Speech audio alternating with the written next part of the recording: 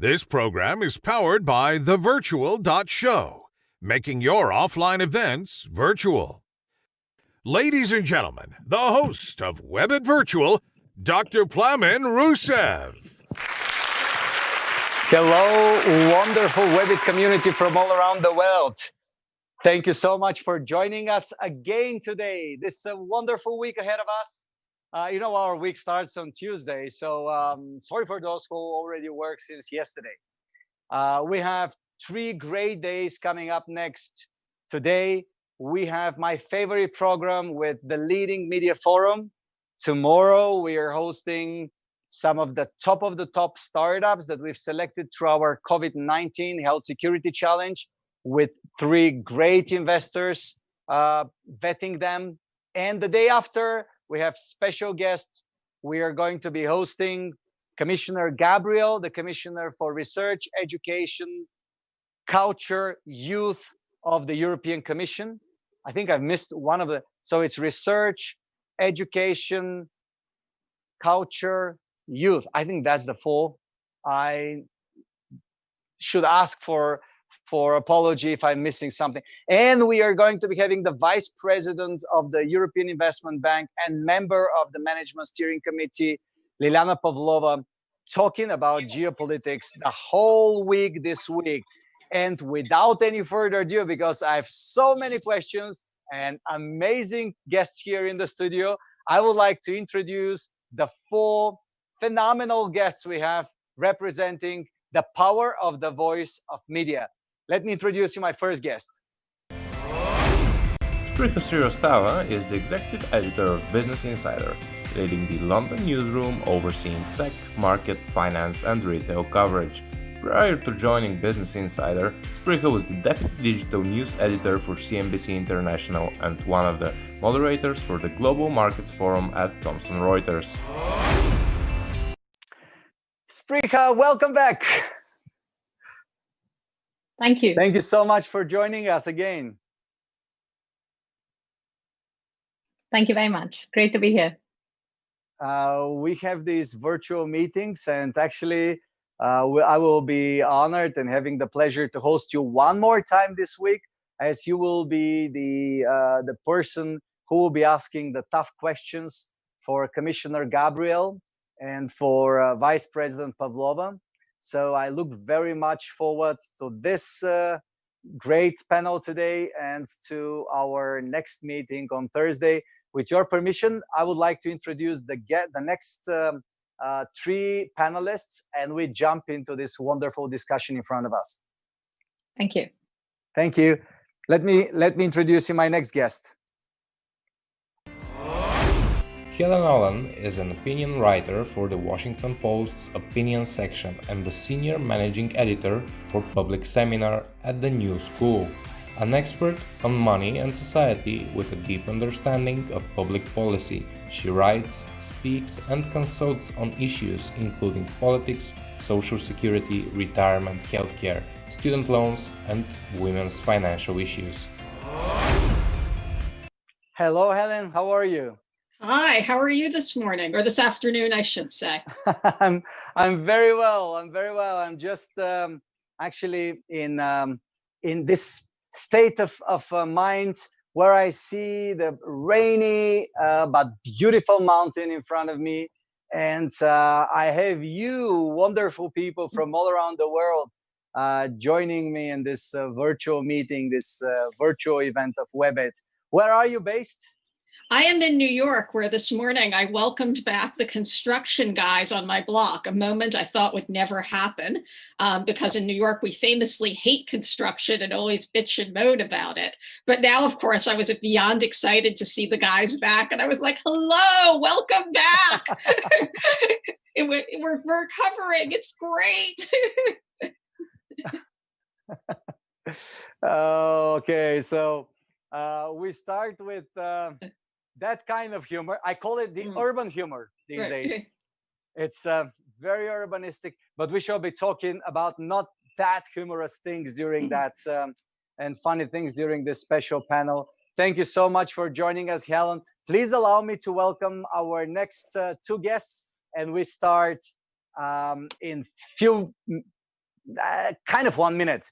Here you are, my next guest. Hugo Lowell is a reporter at the Telegraph and the Independent, covering Congress and US national politics. Lowell started his career as a sports reporter in 2017 for the I newspaper and was shortlisted for Young Sports Writer of the Year at the 2017 British Sports Journalism Awards. Hello, Hugo. Hello. How are you? I'm good, thank you. Thank you very much for having me. Appreciate it. It is our utmost pleasure. I look forward to have a fantastic dialogue. Actually, I'm the one asking questions. I think this is good for a change, right? Instead of you asking the questions, to have someone else asking you questions. It's certainly the more unusual position I've been in, but I look forward to it. Thank you so much for joining. We have some really pressing issues and questions to discuss. The whole COVID crisis has been kind of pivoting for the past months, from height to height, from challenge to challenge. We see the next ones already happening and further coming up. So I look forward to kind of a forward view of what is going to happen and where are we heading next. So thank you so much for joining, Hugo. And I would like to introduce you our last participant in the panel, who should be joining in the second. In the meantime, Hugo, what would be your, I would say, reflection on the most challenging issues that we're facing today? We've seen the start with the COVID, and then with the protests, and then it's kind of, where are we heading next? I think that's a very, very good point you raise. I think we live in a very difficult time, and 2020 has brought many more challenges than I could have anticipated. I mean, 2019 was bad enough, and 2020, we've been already thrust into a pandemic, and as you say, protests. And I work in Washington, DC, so a lot of my time spent dealing with hyper-partisan politics. Certainly leading up to the election in the US and the rest of the year, when businesses try and recover from coronavirus, I expect it will be a period full of challenges, and I think all the more importance to try and cooperate with other people, other institutions, and try and tone down the weaponizing of information. I think there's a lot to discuss, but I think some people ask the question, haven't we suffered enough? I think it's really tough, and the challenges that have hit us this year have hit disproportionately lower income classes harder. And I mean, whether it's with the protests and with the coronavirus, it's disproportionately affected people of color, disproportionately affected people of minorities. My heart really goes out to those groups, because it is a really difficult time, and if you don't have a good infrastructure and support network around you, I suppose that it is quite challenging. Absolutely. Let me introduce our last participant in the panel, and then we jump full-fledged into the geopolitical week here at WEBIT Virtual. Dearbhla Gavin is a reporter and broadcast journalist across BBC Radio 4 and BBC Business Online. Before that, she worked at Bloomberg and the Business Post. She also spent a year working in Geneva covering events at the UN. Hello, Dearbhla. Good to have you Hello. back with us. Hi, good to be back with you, and hello to everyone, to Hugo, Helaine, Spriha, and the whole team.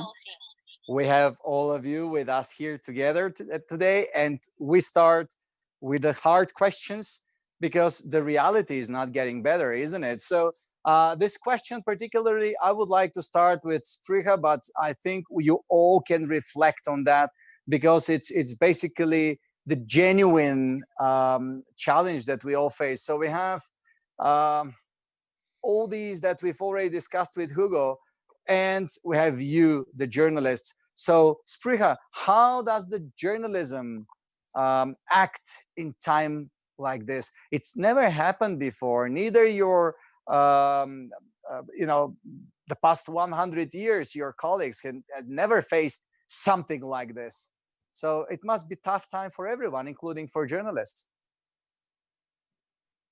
Yes, it is. It is extremely challenging. I think journalists have a very challenging work life anyway, but this year has been a lot more challenging. As my colleague Hugo said earlier, that it's just June right now, and we've had a pandemic. We have protests across the U.S. and across the world now. We have countries falling into recession. We have retailers filing for bankruptcies. It's not an easy position to be in as a journalist, because you constantly feel you're moving from one piece of news to the other piece of news. However, we journalists have a very important responsibility during these times, and that is to be able to do our jobs in the most credible fashion without taking any sides, and trying to use our platforms to get the news out to as many people as possible. And to be able to look at every piece of news from a very credible and from a very neutral standpoint. I was going to ask you exactly this. How do you think media can help tackle this terrible crisis? You already kind of wrapped it up in a couple of words, which of course is the beauty of mind that you own and that you use to send a message. But if you have to make an overall, do you see media as a player in making things easier for the people around the world? Well, it's a double-edged sword in a way, right? I mean, we as journalists want to make it easier, but we unfortunately sometimes become players in the game itself. So it is a double-edged sword. It's something that you have to take with a pinch of salt. Having said that, I think the role of media is becoming more and more important in the current times, especially when you see how you present news, especially things like digital news, for instance, has become a very, very important aspect of everyone's life currently. So we are all in a rush to get news stories out. We are all in a rush to compete with each other. But in trying to do that, are we in any way, compromising on accuracy? Are we compromising on speed? Probably we shouldn't. And that's where the role of media is very important, where we as journalists have extreme responsibility to be able to make sure that whatever piece of news we get out is accurate, and it reaches as far-fetched as possible. Thank you so much. And Dearbhla, a question for you. We checked all these challenges. Do you see anything that is the most pressing? What is the most pressing today and in the next, let's say, 1-2 weeks that you think that we as humankind have to cope with? Of the challenges that we have at the moment?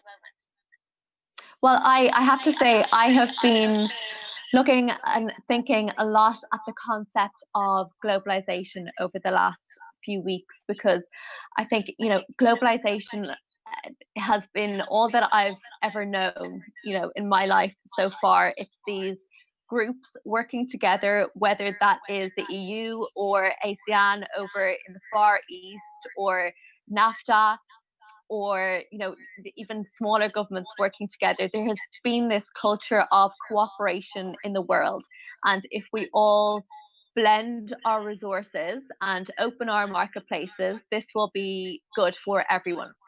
And I think in more recent times, this has started to be questioned for sure. And we're seeing that, yes, cooperation can be great in a lot of ways, but you're cooperating on an uneven playing field.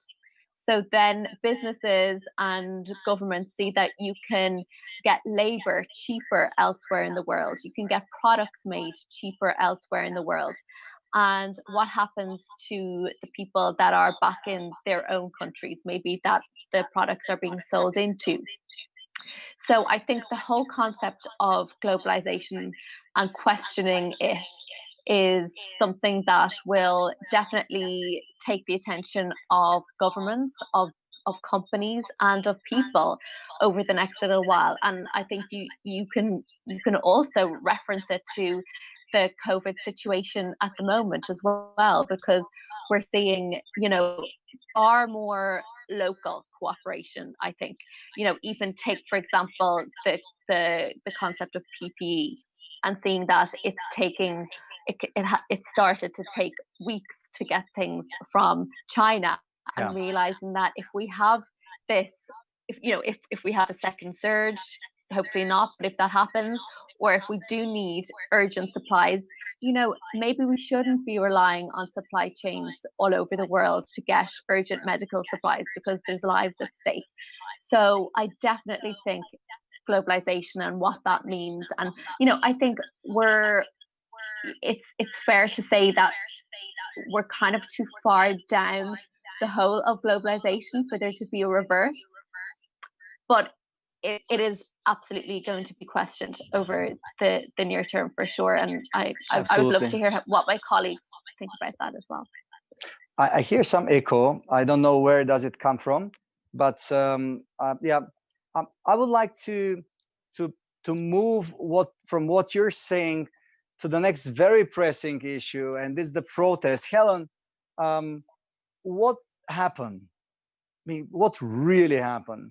That's a really good question. What is your point of view? There's a couple of different things that have gone on. First, this is obviously an ongoing issue in the United States, both police brutality of African Americans, the lesser economic status of African Americans, and we've had protests for years over police brutality. Really since 2014 with Ferguson and the Eric Garner killing here in New York City.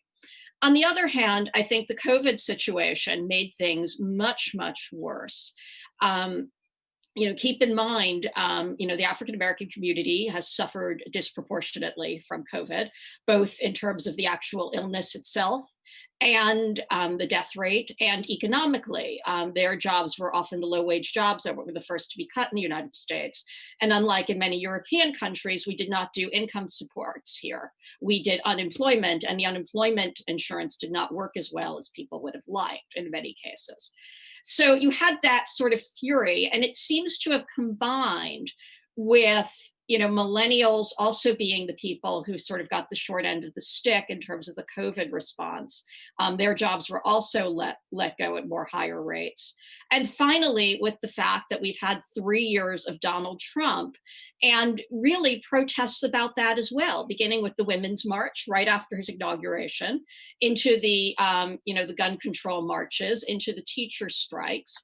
And it all seems to have kind of coalesced in a way into this, as he's become more unpopular. And it all seems to have kind of melded together in some way that we still don't really have a firm grasp on. Except I would say one other thing, which is perhaps in the United States is the only country where we actually politicized the pandemic. And so we had people on one hand, who support Trump, downplaying the virus, refusing to wear masks, demanding reopenings when they were not called for. Weird, isn't it? All right. And on the other hand, people who, were predicting doom at every single corner because they were opposed to Donald Trump. And then suddenly when these protests happened, they thought it was okay. And so it's just been this very strange period in the United States. And I don't think anybody who's honest will tell you that they have a truly firm grasp on what's going on. We're all living in the moment. I can't agree more with you. And this is, I think, the most pressing issue, because that's the case. Mm-hmm. And that means uncertainty. And that means all the crazy things that happen. Right. You see that indexes go from nowhere to up in the sky, and then it's like complete unpredictability. And I would like to hear Hugo, because I think that at the end of the day, Hugo, I think that what really matters here is a global cooperation. Do we have such? Because it's obviously a global pandemic. It's not like a pandemic in one place or another. And now we see the start of protests, but who knows? Hopefully not, but it could spur anywhere. Yeah, I think global pandemics truly one of those issues that lend themselves to cooperation to overcome as a response. I think we saw the benefits of sharing the data of virus composition early on through the WHO. That yielded great dividends. Scientists in different countries were able to start working on antibiotics, on antibody tests, and now vaccines. And I think that really was important.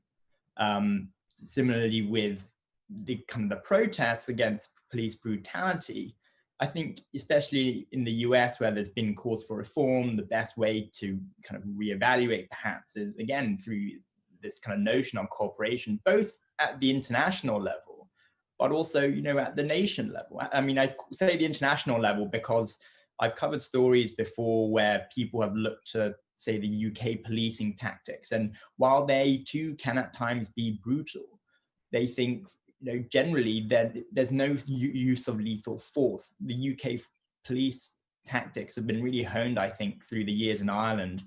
Anti-riot tactics have really progressed. And I think there must be some level of knowledge sharing that can surely go on between countries. But then at the nation level, there's also an element of cooperation that's needed to pass these reform bills and make them into legislation. And this week in Congress, which is the area of government that I cover in the US, already Trump has come out and said, I'm not going to endorse any sort of bill that removes qualified immunity, which makes it difficult to prosecute police officers.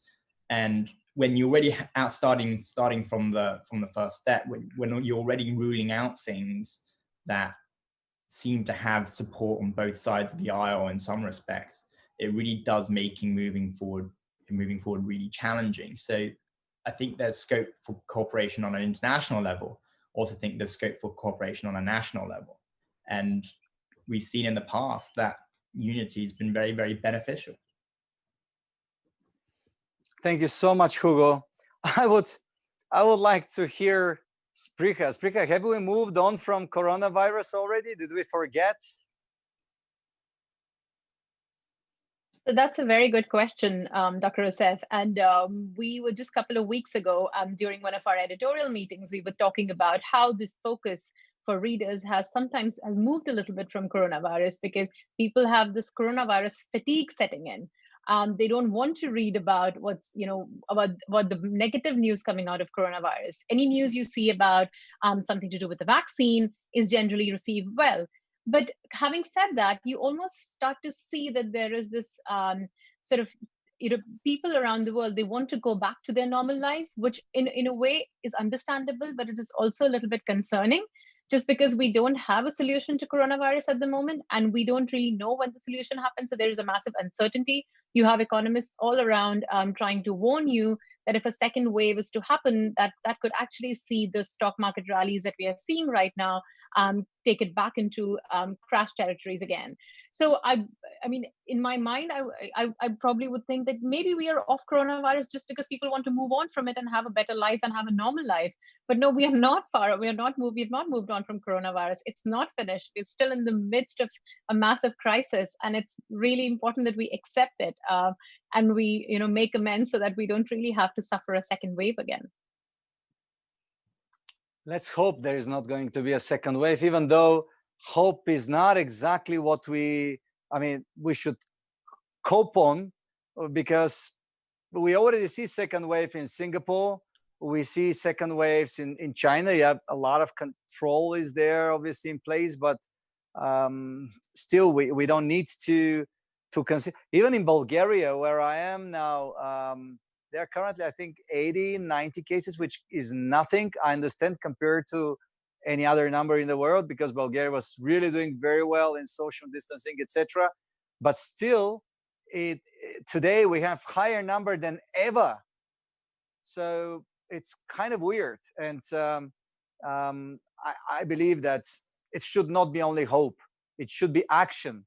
And it's also interesting how, big organizations, as you mentioned, so the WHO, for instance, we are dependent on them to be able to come out with information that we can process. One day say that, asymptomatic cases, transmission is very rare, and then come back next day to say, actually, that can happen. So there is a lot of information that keeps coming our way, which people don't really have enough time to be able to understand. And the whole uncertainty around not being able to understand what coronavirus means for us in the next few months is more concerning than ever.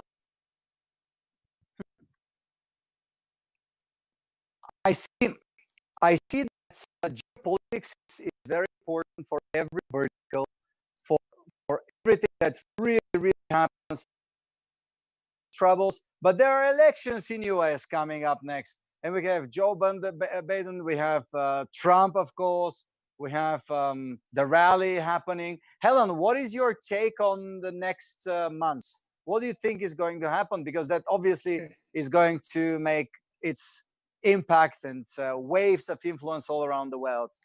I wish I had a crystal ball, really. I wish you had the crystal ball. Right? Who could have predicted coronavirus in January, except for a few doomsayers, really? I think we're dealing with a lot of massive unknowns here. And to go back to just a previous, the last panelist, I would say one of the things two things we're dealing with is this massive breakdown in trust and authority, especially here in the States, but also the fact that we've actually, do not have a grasp on the pandemic. And something that we really don't discuss enough is that we've never actually tried to corral a pandemic, so to speak, with mass international shutdowns, the way we have done with this one. And we are kind of making this assumption that it will work. But in fact, we really don't know the answer to that. We don't know when there will be a vaccine. We don't know if there will be a second wave or not. We don't know if shutdowns can prevent a second wave. And so these are all huge uncertainties. And I think we have to understand the WHO coming back and forth in a way as part of that. We don't know what we're dealing with. And I think we're kind of, in one way, almost expecting too much of people to give us just these rational answers and expect it to play out, because we don't know, and we're dealing with this massive unknowable. So that brings me to the elections, which is also a massive unknowable here in the States. I think very few people, and I would put myself as among them, thought Joe Biden was going to end up as a Democratic nominee for president.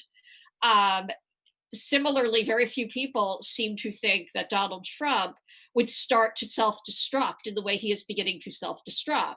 And I mean, he is self-destructing in a way that is almost reminiscent of a television show that's been on the air too long, where he is saying more outrageous statements by the day. This morning, I don't know if anybody saw this, he tweeted out that the elderly man who was shoved to the pavement in Buffalo by the police was a provocateur who had staged the entire event, which is just simply, my gosh.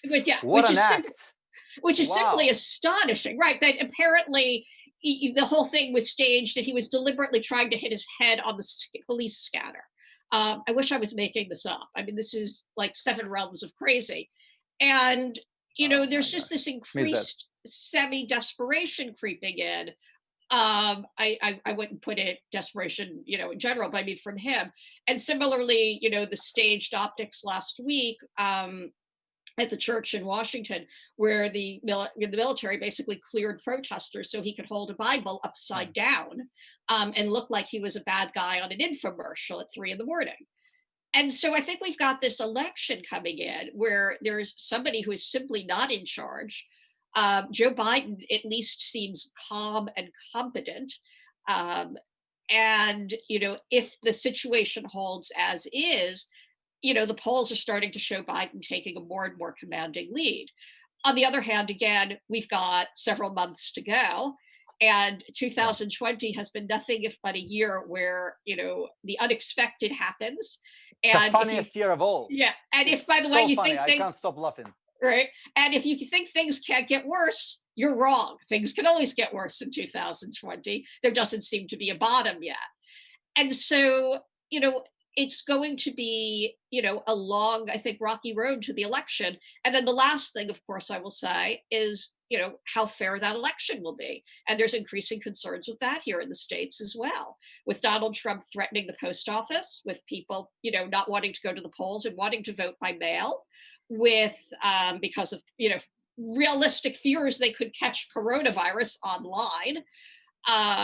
With voter rights disenfranchisement. I mean, there's all these things that are creeping in. And so it just leaves this massive, great uncertainty. And I think it is literally driving the American people insane at this point. such a funny year indeed. I can't stop laughing. You know that joke about the optimist and the pessimist? The pessimist says it cannot get worse than that, and the optimist says, "Sure, don't worry. Of course it can." So, what kind of optimism we are going to share today after this show, Hugo?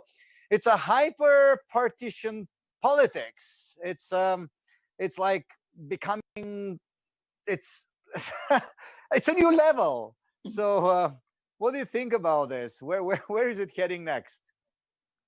Well, I think, first of all, if I might just kind of respond to what Helaine was saying earlier, and I completely agree with her that it's full of unknowns. And of course, the other thing to bear in mind is this time in 2016, everyone was saying the same thing about Trump. The Access Hollywood tape had come out about groping people.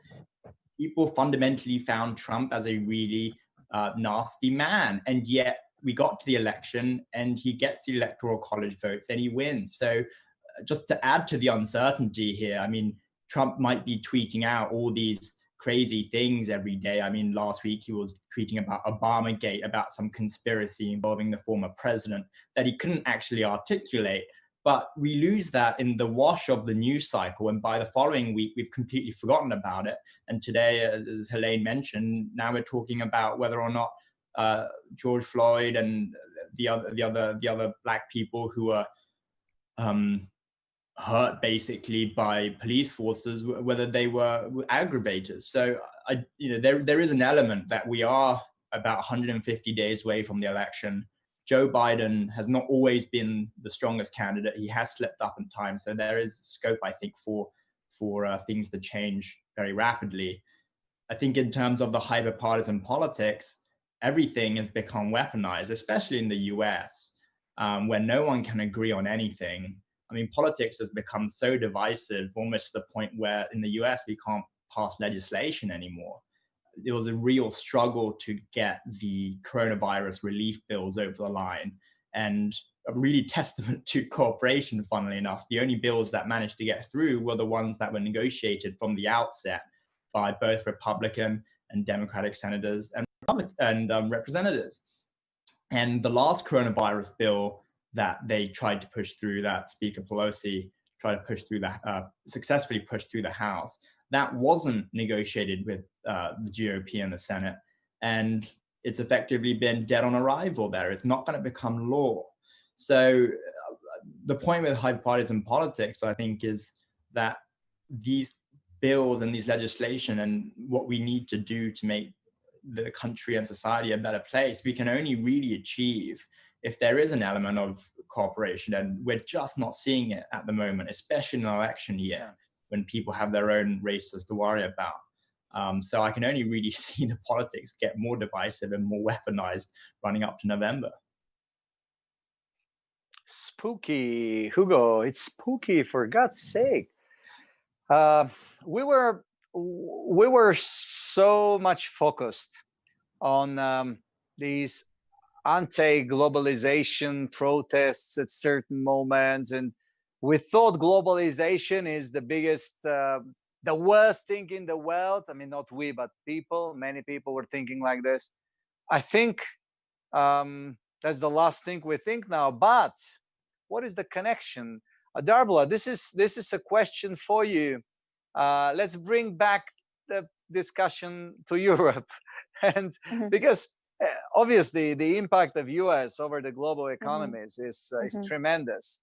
But on the other side, we'll be paying a lot of focus on the European geopolitics with Commissioner Gabriel and the European Investment Bank Vice President, a member of the management board. But did we reach to the point of where we start talking about deglobalization? We see countries becoming more and more self-focused, taking care of their own quite pressing issues themselves.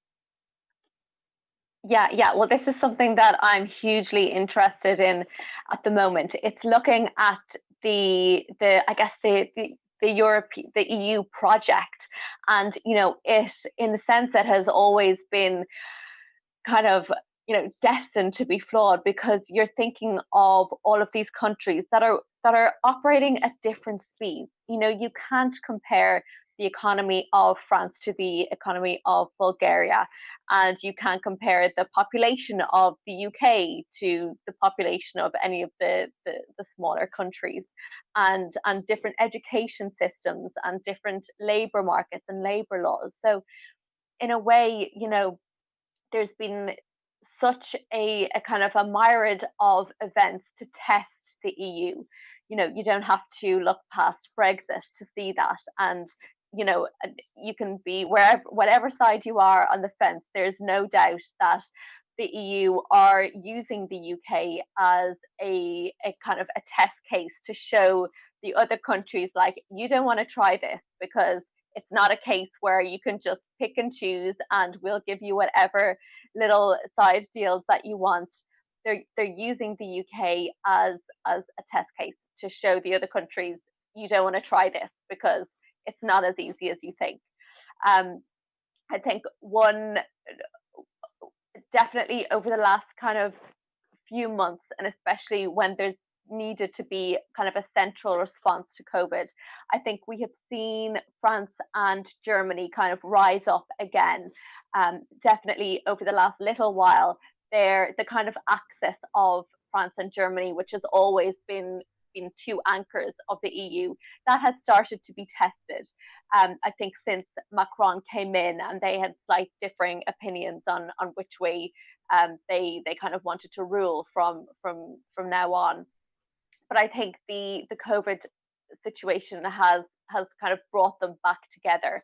And, you know, whatever you say about all of the different countries, I think having two powers, especially now that they won't have the UK, is very, very important for the continuation of the European project. Because as much as a lot of the other countries like Italy and Spain and the Netherlands all have their own kind of needs and wants out of the EU, I feel that France and Germany have always been kind of holding hands with each other in European politics and trying to kind of steady the ship of the EU. So I think that is something that we should be hopeful for.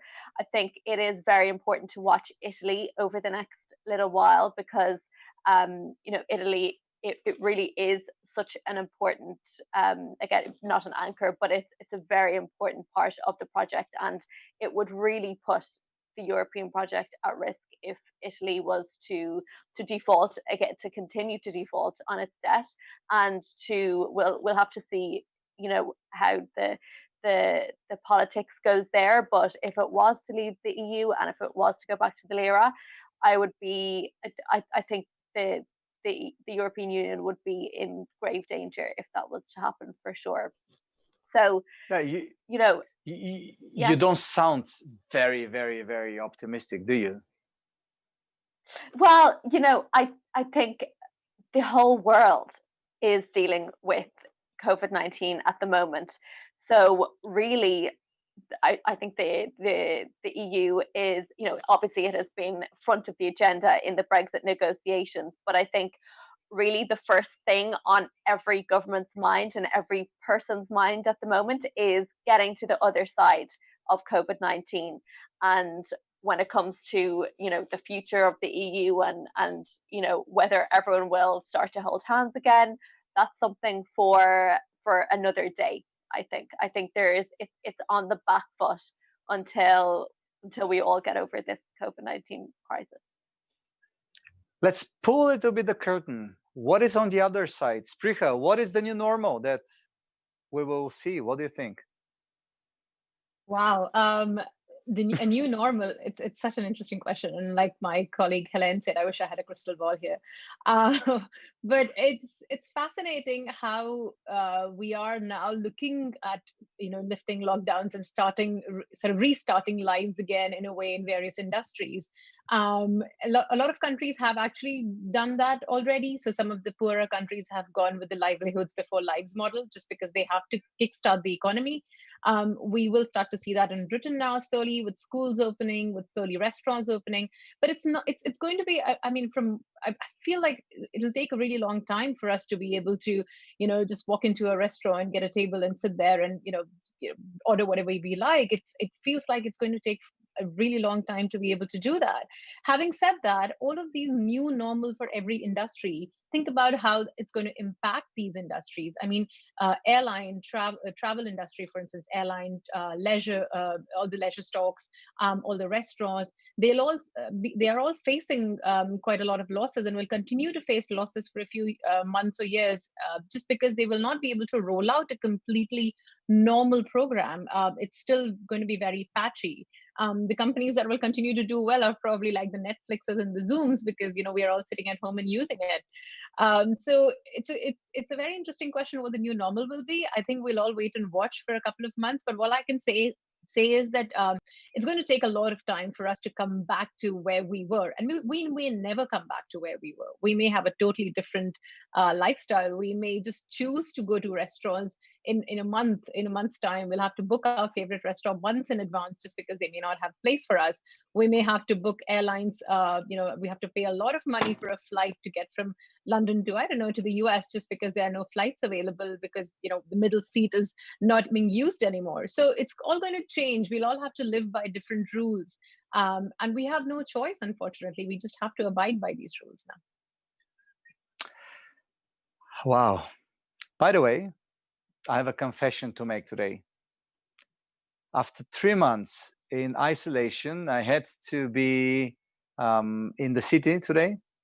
I had lunch in a restaurant with a waiter bringing me the food to the table, which was quite a surreal experience itself. After 3 months cooking ourselves, putting the food on our tables ourselves. So now I'm back in my own isolation here in the mountain. It's quite weird how life changes with the speed of a lightning. It's crazy. But Spriha, what you just said brings me to something I would like to dig deeper with Helen. Helen, we see the protests, and I believe the protests are there because of one reason, or at least one of the reasons, and this is the broken perception of safety net that the Americans have. And I believe that safety net is breaking in many places around the world. What's your take on that? My take is that we're really seeing this. I mean, in the United States, compared to Europe, our social safety net is essentially, I don't want to say non-existent, but it's certainly nowhere near, as comprehensive. And I think, frankly, it's part of the reason for the spread of COVID in the United States. A perfect example is that we still don't have guaranteed sick leave in this country, with the result that people are facing enormous pressure to turn up at work, even if they're ill, because they need the income. And today, in fact, in the New York Times, there was a story, I believe on the front page, certainly on the front page if you went online, of it's not like in Europe, a huge number of our COVID fatalities have taken place in nursing homes and in assisted care facilities. And there's one of the reasons for this here in the States is that the workers at these homes frequently don't receive benefits. They're extremely low paid. They go from job to job and they simply transmit the illness. Well, apparently there's the idea is okay, we'll test them several times a week so that they don't transmit the illness to the patients. Well, nobody seems to want to pay for this. And so how is this going to get done? Because the nursing homes don't want to pay for it. The insurance companies don't want to pay for it. Government doesn't pay for it here. So, and people can't afford to pay for it. So we're dealing with this huge crisis, and it goes back to our social safety net. Of which we've been very, in some ways, resistant to dealing with. As I always joke in the United States, it's not true that we don't have a national religion. We do. It's the first national church of self-help, where you're supposed to be responsible for yourself. But COVID has given massive lie to that. I mean, our unemployment rate is probably well over 20% right now. People didn't lose their jobs because they were slackers, which is what we like to think here in the States. They lost it because of a pandemic and our response to it. And so we're starting to see in the polling data, which is really fascinating, real movement, maybe for the first time in a long time, towards pushing for much more comprehensive coverage. We see increased support for major healthcare reform. We see support, for family leave policies that are paid. We see support for revamping unemployment so that it actually works, and so that gig workers can get it, which has never happened here before. And even though they're technically supposed to be covered under some of the CARES Act legislation, in fact, many of them are still having huge amounts of trouble getting a hold of the money. And so we're really seeing this sort of push up from the streets almost towards, we have to do this.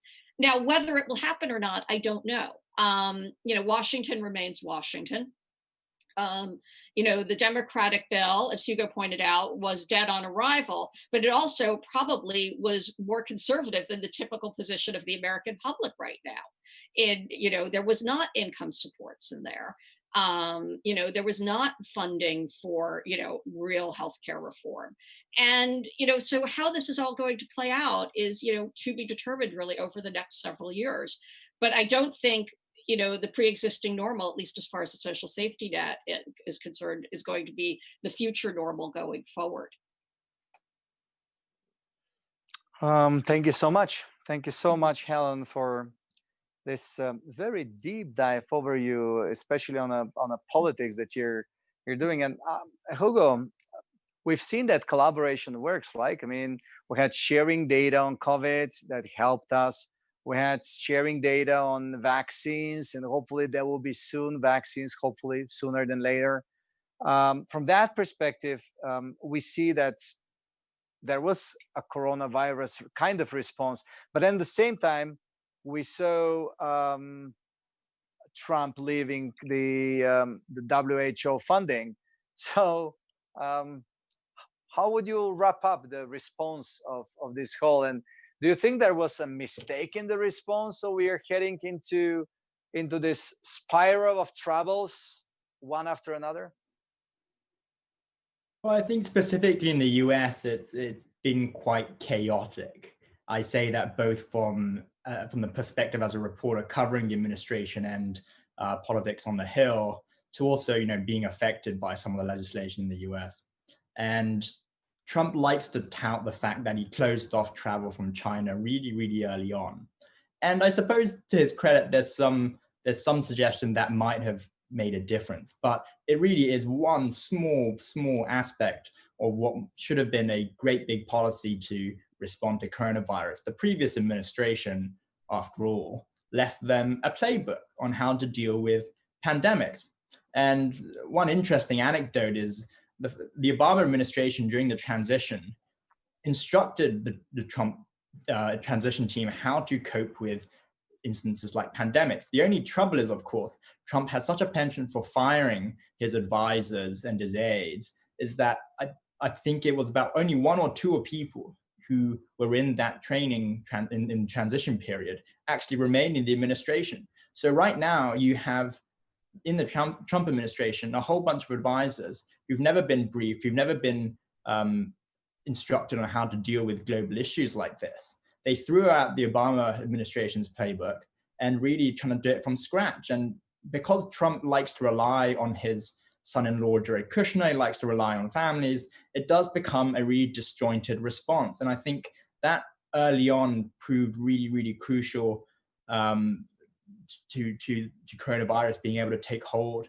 in the US. It was actually quite a slow response ultimately. And then when you try and shift to policies to help people who are affected, whether it be with free testing or stimulus checks in the CARES Act, like Helaine mentioned, there's a lot of resistance from the White House. And so you get this really, really slow approach to passing legislation to help people respond to the pandemic. So we get to June, and a lot of American citizens have only received one, $1,200 paycheck, which really is insufficient to cover the myriad of expenses people face since February. And now we're already talking about reopening the country, and I think the same goes for a whole bunch of other European nations as well. But we're already talking about reopening the country, and all the data suggests that that kind of action really could lead to a major second spike. So when you talk about a response, I'm not even sure there was a a kind of formulated response. It really has been in the moment, let's do everything as it comes. And I do think that's a very inefficient way and a really unproductive way to deal with the biggest crisis of in living memory, really. Thank you so much, Hugo. From what we were discussing, well, I would say we had this wonderful week last week talking about the future of work and education. And we had the Khan Academy founder. We had some great talks about the impact of COVID over education. And obviously, it is positive, right? There is a lot of positivity. What we were talking about for years on how we move next from the educating people for factories, as the whole education was built upon on that concept, to a new level of education. It was very positive. Now we're going on a completely different side of the impact of COVID. And obviously, it's very challenging. There are so many changes that we will see, and not much time left to discuss. So here I would like to have a question for all of you, because we have like less than 8 minutes to wrap up. And let's make a short-term prediction based on everything we've said. Now, let's dress it in an industry outfit and see what's next. So how about the concept of office or campus life? What do you see it's going to happen? Spriha, maybe to start first, please. Yeah, absolutely. There are two very interesting aspects to it. When it comes to office life, I mean, I know that lately we've all been discussing how the concept of office is dead. Well, I certainly hope not, because I would really like to go back to work and I love going to my office.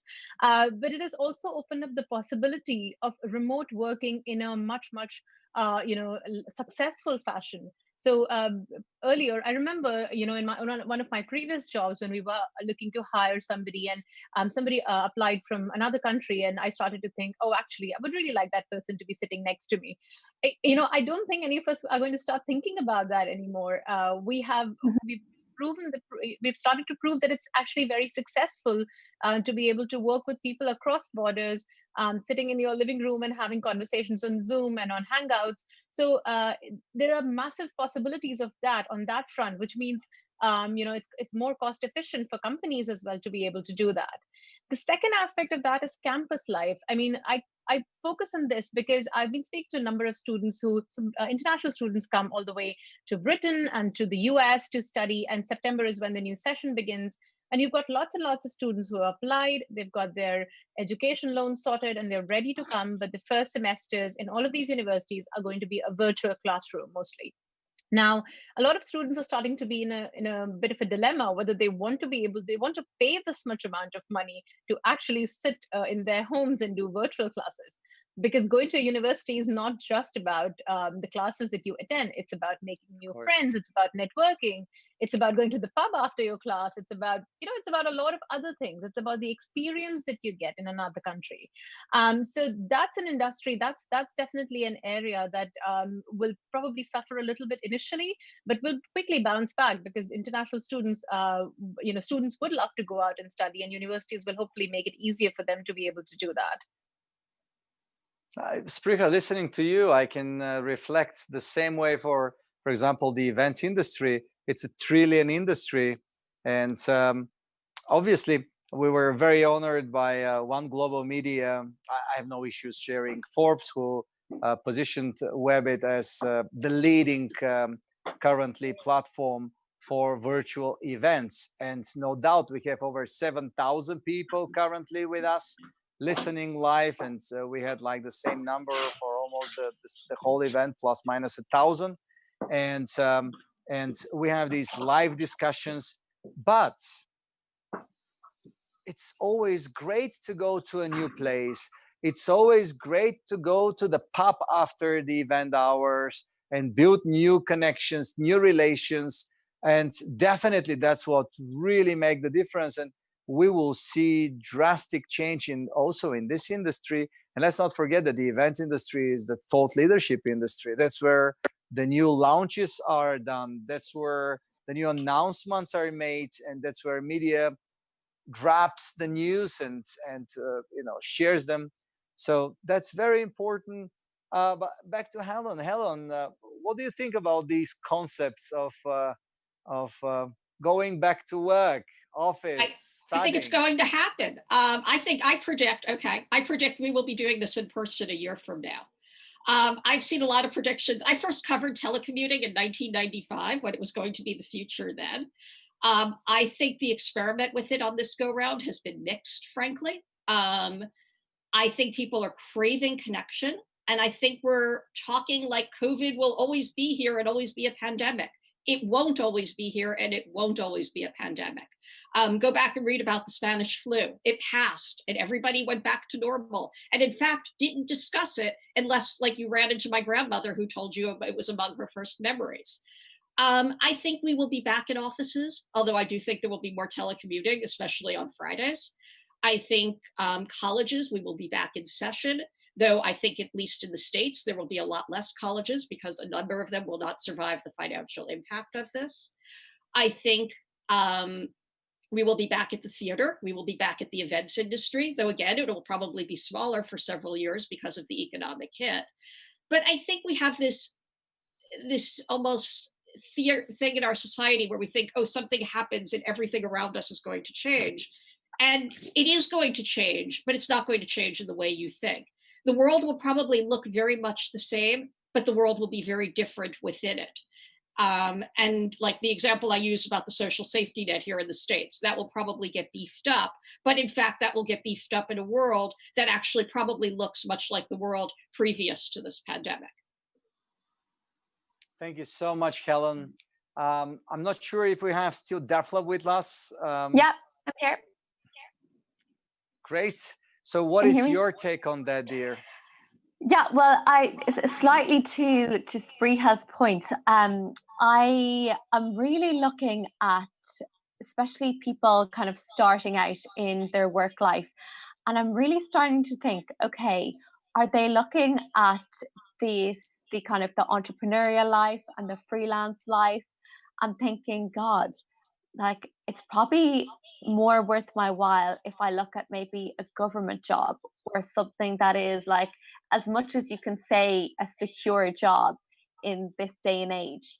I'm just looking at people I know that have their own small businesses and that are maybe they have left steady jobs to go into the kind of holistic health area. The holistic health area is definitely an industry that's growing for sure, but I have seen them close their studios and go onto Zoom classes where they're competing with a global marketplace online of hundreds of millions. So it just makes me think, will there be more thought into the longevity of careers when people are starting out now? And whereas, a government job or a teaching job or a nursing job mightn't have been, so sexy in recent years, people might be looking at the unsecure world now. And without going, okay, there's obviously there's kind of the big four tech companies that are doing well, but we're seeing layoffs across the board in many, many tech companies. So you can't even say that tech is an industry that is safe at the moment. So I think there might be a bit of a shift back to public jobs, government jobs, more kind of jobs for life. I think we might see that in the upcoming generations and graduates and school leavers. Wow, that's a very interesting point of view. That's the beauty of this panel. We have different points of views. We were discussing that in most of the cases, there will be not even one single profession, and there will be no one profession in the lives of the people. There will be many professions changing their jobs, changing their job descriptions. Will be kind of a new normal.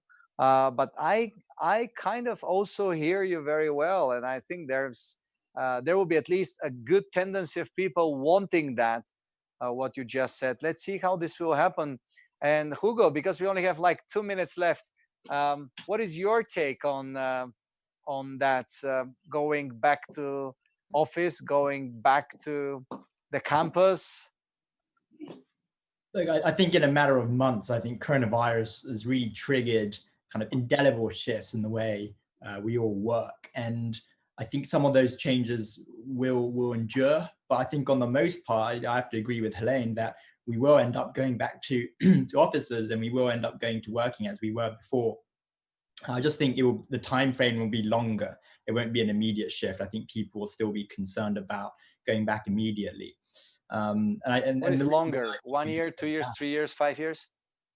Oh no, I think by the end of the year, by December, by January 2021, I personally think people will be back in offices, and a part of it's because people are now experiencing Zoom fatigue. People they find it difficult, I think, to separate their work life from their personal life. I certainly have been working longer hours because I'm always connected. I always feel like I'm at work, and I think parents, facing pretty unprecedented stress and exhaustion because they have to deal with their kids, they have to deal with their work, and it's all in one bubble, and there's no real separation. And at any rate, a proportion of our workforce is already back at work. If you think about the essential workers, if you think about government agencies and civil servants and all these people who provide pretty essential services to the way our society functions, they're already back. Then they have been since the coronavirus pandemic started. I just think the timeline for the rest of us to go back, while there will be enduring changes like more distancing, there won't be hot desks, and office layouts might change. I think eventually we will go back to the way we were by the end of the year, perhaps. Thank you so much, Hugo. It's always good to have some positive grande finale of this particular WEBIT virtual event on geopolitics. I would like to say a big thank you to all of you, Helaine and Spriha and Dearbhla and Hugo. Thank you for joining us. Looking forward to welcome you very soon back again to our studio. Spriha, I will see you in 2 days' time together with our special guests from the European Commission and the European Investment Bank. And tomorrow we're going to be having some great meeting with strong and very successful founders, 3 great investors, and me in the studio. We will hear some great pitches on COVID-19 challenge. And we have on Thursday, Maria Gabriel, Commissioner Gabriel from the European Commission, and Ms. Pavlova from the European Investment Bank, with a focus on Europe, on the future of Europe and geopolitics, and how things hopefully will play well for Europe, for the world, for the humankind. Thank you so much for all of you. Thanks to my panelists and to all of you being with us, over 7,000 people. Today's Geopolitics WEBIT Virtual. See you tomorrow, same time. Thank you.